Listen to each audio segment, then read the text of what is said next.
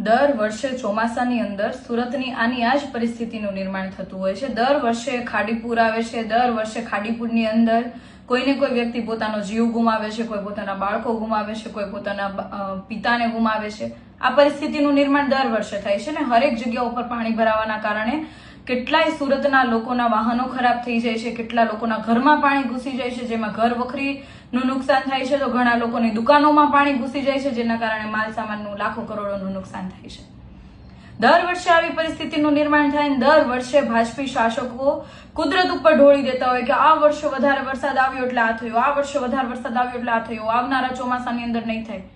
પણ જ્યારે pre monsoon કામગીરી કરવામાં આવે છે તો એ કામગીરી કાગળ પર જ કેમ કરવામાં આવે છે, એ બાબતે કેમ સવાલ ભાજપના નેતાઓ તંત્રને પૂછતા નથી કે પછી એમાં મિલીભગત છે? દર વર્ષે ચોમાસા પહેલા 2-3 સમીક્ષા બેઠકો થાય છે। આ સમીક્ષા બેઠકોની અંદર ભાજપના ધારાસભ્ય શું કામગીરી કરે છે? દર કહેવાય કે મહિને ધારાસભ્યોની એક આખી મીટિંગ થતી હોય છે શનિવારમાં। તો આ જગ્યાઓ ઉપર સુરતના અધિકારીઓ, તમામ લગતા વળગતા અધિકારીઓ હોય છે, તો કેમ આ બાબતે કોઈ ધારાસભ્ય આ બાબતે કામગીરી કરાવતા નથી? અને જો ધારાસભ્યથી કામ ના થતું હોય તો ખરેખર એ ધારાસભ્યએ રાજીનામું આપી દેવું જોઈએ કે જે સત્તામાં બેસીને પણ તંત્ર પાસે કામ નથી કરાવી શકતા। ત્યાર પછી કોર્પોરેશનની અંદર સમીક્ષા બેઠકો થાય છે, ડિઝાસ્ટર મીટિંગ થાય છે। આ તમામ મીટિંગોની અંદર શું કરે છે કોર્પોરેટર, મેયર, તમામ પદાધિકારીઓ?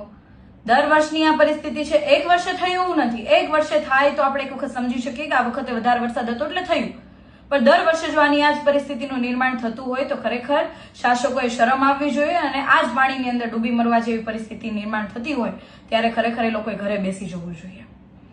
સમીક્ષા બેઠકોની અંદર માત્ર ને માત્ર સીન સપાટા કરવા, ફોટા પાડવા, નાસ્તો કરો, છૂટા પડવું, આ જ કામ છે ભાજપના નેતાઓને। છેલ્લે એની કહેવાય કે ભરપાઈ સુરતના લોકો જ કરે છે। દર વર્ષની પરિસ્થિતિનું નિર્માણ આવું થાય છે અને દર વર્ષે સુરતના લોકો ભોગવે છે। આ એ જ સુરત મહાનગરપાલિકા છે કે જે ખૂબ સમૃદ્ધ મહાનગરપાલિકા છે।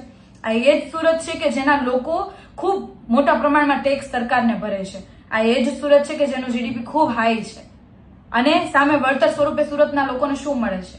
આ તો સારી વાત એ છે કે સુરતના લોકો કહેવાય કે આફતને અવસરમાં બદલી નાખે છે અને એકદમ કહેવાય કે આફતમાંથી બહાર નીકળવા માટેના તમામ પ્રયાસો એકાબીજાની મદદથી કરી લે છે। પણ તંત્રની શું જવાબદારી? પાણી ભરાયું હોય તો એની કાઢવાની જવાબદારી નથી, કેમ કે જો કોઈ પણ બેઝમેન્ટમાં પાણી ભરાઈ જાય છે તો પણ પૈસા ભરીને એ લોકોએ બેઝમેન્ટમાં પાણી કાઢવા માટેના મશીનો મંગાવવા પડે છે। તંત્રની કોઈ જવાબદારી જ નથી બનતી, તો લોકો શા માટે વેરો ભરે છે? આવા નિયમો શા માટે બનાવવામાં આવે છે અને શા માટે એની કોઈ વ્યવસ્થા કરવામાં નથી આવતી? આ વર્ષે આ ચોમાસાની અંદર 15 થી વધારે લોકો મૃત્યુ પામ્યા છે, તો એના માટે જવાબદાર કોણ છે? અને શું કર્યું ધારાસભ્યોએ, શું કર્યું તમામ કોર્પોરેટરોએ, શું કર્યું મેયરે, બધાએ શું કર્યું? લોકો એટલા માટે વોટ આપે છે તમને, લોકો એટલા માટે ટેક્સ ભરે છે કે આવી રીતના દર વર્ષે નિર્માણ થાય? જયારે વિરોધ પક્ષ તરીકે અમે હતા ત્યારે વારંવાર કીધું કે તમે આનું કોઈ આયોજન કરો, કોઈ આયોજન નહીં। 1200 કરોડ રૂપિયાથી પણ વધારે રૂપિયાના ખર્ચ આખા સુરતની અંદર સ્ટ્રોંગ ડ્રેનેજનું નેટવર્ક નાખવામાં આવ્યું છે, પણ ટોટલી ફેલ। દર વર્ષે એટલું પાણી ભરાય, પ્રી મોન્સૂનના કરોડો રૂપિયા ફળવાય છે, પરંતુ કોઈ કામગીરી નથી થતી। દર વર્ષે લોકો આટલી મોટી સંખ્યામાં હેરાન થાય, લાખો કરોડોનું નુકસાન થાય, પરંતુ આ શાસકો એકદમ શરમ વગરના થઈને બધું જોવે, 2 દિવસ સીન સપાટા કરશે, સમીક્ષાઓ કરશે અને પછી બધું પૂરું। પાછું આવતું ચોમાસું પાછું કહે છે કુદરતનો કહે, કુદરતમાં વરસાદ વધારે, ઉપરવાસમાં વધારે વરસાદ પડ્યો એટલા માટે આ થયું।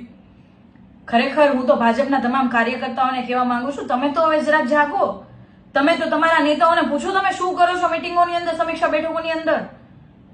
આટલી બધી સુરતની પરિસ્થિતિ ખરાબ થાય છે છતાં પણ બધા ચૂપ છો। શું સાચું હિન્દુત્વ છે? ખૂબ મોટી સભાઓની અંદર વાત કરતા હોવ છો તમે બધા હિન્દુત્વ, શું છે સાચું હિન્દુત્વ? પ્રજાની રક્ષા કરવી એ સાચું હિન્દુત્વ નથી। 15 લોકો મરી જાય છે છતાં તમે હિન્દુત્વની વાત કરતા ફરતા હોવ છો। રાજારામે વનવાસ ભોગવ્યો હતો પણ પ્રજાને ક્યારેય દુઃખી નહોતી થવા દીધી, એ સાચું હિન્દુત્વ હતું, એ આપણને શીખવતા હતા। શું શીખા તમે એમાંથી? છત્રપતિ શિવાજી મહારાજ કે જે પ્રજા માટે કેટલાય યુદ્ધ કર્યા, પોતાની આખી જિંદગી યુદ્ધ કરતા રહ્યા, એને પોતાનો રાજધર્મ નિભાવ્યો। તમે ક્યાં છો? રાજધર્મ કેમ નથી તમે નિભાવી શકતા? અને જો તમારાથી ના નિભાવાતો હોય તો તમારે ખરેખર ઘરે બેસી જવું જોઈએ, અને તમે નહીં બેસો તો સુરતના લોકો, ગુજરાતના લોકો સમય આવતા જવાબ આપશે। હું તો સુરતના લોકોને ખૂબ ખૂબ ધન્યવાદ આપું છું કે જે લોકો દર વર્ષે આફતને અવસરમાં ફેરવીને પોતાના પરિવારજનોની રક્ષા કરે છે, પોતાના આસપાસના લોકોને મદદ કરે છે અને આ આફતમાંથી બહાર નીકળવા માટેના સતત પ્રયાસો કરે છે. પણ તમામ નાગરિકોને પણ કહેવા માંગુ છું કે આપણે સૌએ જ્યારે ખોટું થતું હોય ત્યારે આપણી પોતાની જવાબદારી અને ફરજ છે અને આપણો ધર્મ છે અને શીખવે છે કે જ્યારે ખોટું થતું હોય ત્યારે મૂંગા બેસવું એ આપણી કહેવાય કે કાયરતા છે. જ્યારે ખોટું થતું હોય ત્યારે એમને સામે અવાજ ઉઠાવવો એ આપણી જવાબદારી છે. આજે આપણે અવાજ ઉઠાવશું તો આવનારા સમયમાં એવી ઘટનાઓ નહીં બને, કોઈ પરિવાર પોતાના દીકરા કે દીકરીને નહીં ગુમાવે. અને શાસકોમાં થોડીક પણ શરમ વધી હોય તો એ આ પ્રી મોન્સૂન કામગીરીના આંકડાઓ ડિક્લેર કરે કે આ કેટલી કામગીરી થઈ ડિક્લેર કરે, ખાડીની અંદર કરોડો રૂપિયા જે ફાળવ્યા હતા એમાં કઈ કઈ કામગીરીઓ થઈ એ બધું ડિક્લેર કરે, કોન્ટ્રાક્ટરોના નામ સાથે આ કોન્ટ્રાક્ટરને આટલા રૂપિયા ચૂકવ્યા. તમે કઈ નહીં કરી શકો તો કઈ નહીં, સુરતના લોકો એને જવાબ આપી દેશે. જય હિન્દ.